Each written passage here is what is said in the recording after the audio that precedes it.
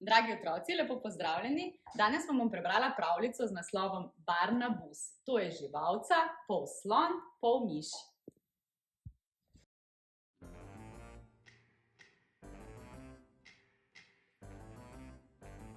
Barnabus je živel v skrivnem laboratoriju. Bil je pol miš, pol slon. Laboratorij je bil njegov dom, vse odkar je vedel zase. Skrit je bil pod trgovinico popolne žverce, ki je stala sredi povsem običajne ulice. Za ta skrivni prostor globoko pod zemljo ni vedel skoraj nihče. V njem so izdelovali popolne žverce. Barnabus pa ni bil povsem popoln. Zato so ga umaknili na oddelek za žverce z napako. Njegov dom je bil precej majhen, a zato toliko bolj čist in urejen. Zeleni pajaci so mu prinašali njegovo najljubšo hrano, sir in arašide. Barnabusa je vseeno eno na vso moč zanimalo, kakšen je svet zunaj njegovega malega steklenega zvona. O svetu tam zgoraj mu je pogosto pripovedoval ščurek Žuž. Pripovedoval je o lesketajočem se srebrnkastem jezeru, zelenih drevesih in gorah, ki segajo vse do neba in jih razsvetljujejo prav posebne zvezde. Mogoče bom nekoč tudi jaz sedel pod milim nebom in gledal zvezde, je zasanjeno zavzdihnil Barnabus. In ko je zaprl oči, mu je to skoraj uspelo. Nemogoče, ga je zavrnil Žuž. Nič ni nemogoče, je bil odločen Barnabus. A v resnici ga je zaskrbelo, da ima morda njegov prijatelj prav. V tistem hipu so stopili zeleni pajaci. Prižgali so luči in pregledali vsak stekleni zvon posebej. Sporazumevali so se s čudnimi zvoki. Bolščali so in bezali, drezali in zijali.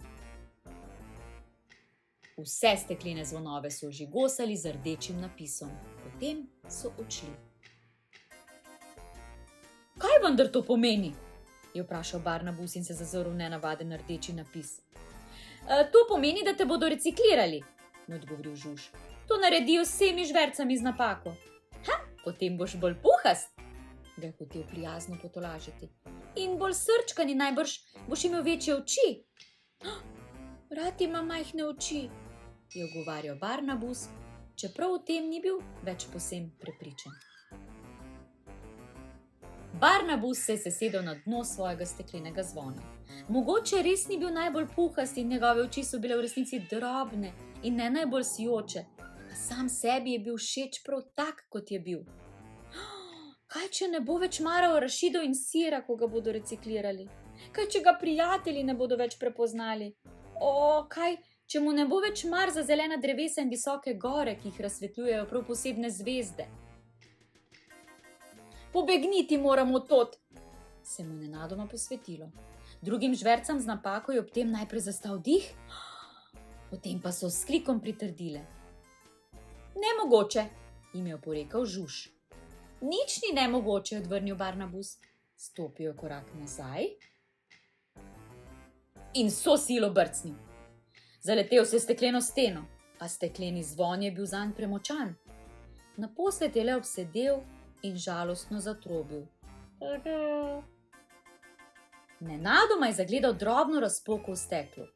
Zdaj ali nikoli, je pomislil in na vso moč zatrobil.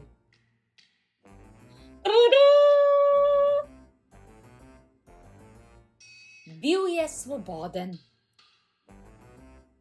Potem je osvobodil še druge. Prašne mucke, žabolučko, čmrcino, kuščopirja, lenušico, lolja lovčica, dolgina in dolguha, mico šprico, pocka, trobentajsa, žmelvo, mežika, poležuške, levoharico, pribislava, ježefino, progoroga, zobodino, kuckuca, grmuhlja, prav vse. Nihče od njih še nikdar ni stopil iz svojega steklenega zvona, nastal je pravi direndaj. Vriskali so in prepevali, žgoleli in tulili, raztegovali so noge in poskakovali od veselja. Ko so se nekoliko pomirili, so pokukali čez rob police. Tla so bila daleč spodaj. Kaj pa zdaj? Je zaskrbelo mico šprico. Pomagati si moramo, je dejal Barnabas. S skupnimi močmi so se začeli spuščati po policah navzdol. In naposled dosegli tla. Psst, je zašepetal Barnabas in vsi so obmolknili. Tedaj so zaslišali tudi drugi. S hodnika so odmevali koraki. Brž, brž, jih je spodbudil Barnabas. Tule se lahko izmuznemo. Ni maral temnih prostorov, a grozeči koraki so se nevarno približevali. Splazili so se v zračnik z žabo lučko na čelu, da jim je osvetljevala pot. Nekateri so se morali pošteno stisniti. Zračnik je vodil v najskrivnejši del skrivnega laboratorija.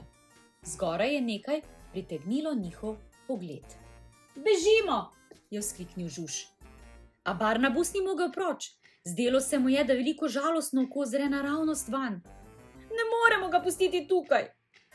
Strašen je pripomnil Žuž. Pošasten je, ga je popravila Mica Šprica. Grozen je rekel Kuščopir. Žverca z napako je odvrnil Barnabas. Tako kot mi. Združili so moči, da bi zavrteli veliki ventil in žverco osvobodili. Vendar je bilo prepozno. Zeleni pajaci so jih zalotili. Ko se je že zdelo, da ni več rešitve, so se vrata vdala in v laboratorij je vdrla voda. Odplahnilo jih je. Vse do sveta tam zgoraj. Ko so končno odprli oči, so ugotovili, da tičijo v luži, obkroženi s policami, polnimi popolnih žverc. Pognali so se proti izhodu. Barnabas pa je obstal. Počutil se je skoraj tako, kot bi se gledal v ogledalo, le da je imel Barnabi večje oči in dlako, puhasto kot sladkorna pena. Bil je popoln. Barnabas, ga je poklical Žuž, ki je bil že pri izhodu iz trgovine. Poglej, svet tam zgoraj. Barnabas je pohitel, da bi ujel prijatelje. Morda res ni bil popoln. A bil je svoboden. Svet je bil veliko večji, kot so si Barnabas in njegovi prijatelji sploh lahko predstavljali. V njem so videli gore, v katerih jim je pripovedoval Žuž, tiste, ki segajo vse do neba in jih osvetljujejo prav posebne zvezde. Prav si imel, je rekel Žuž, nič ni nemogoče. Kmalu so našli svoj prostor pod soncem, poln veselja, zelenih dreves in mehke trave. Kraj, ki je postal njihov dom.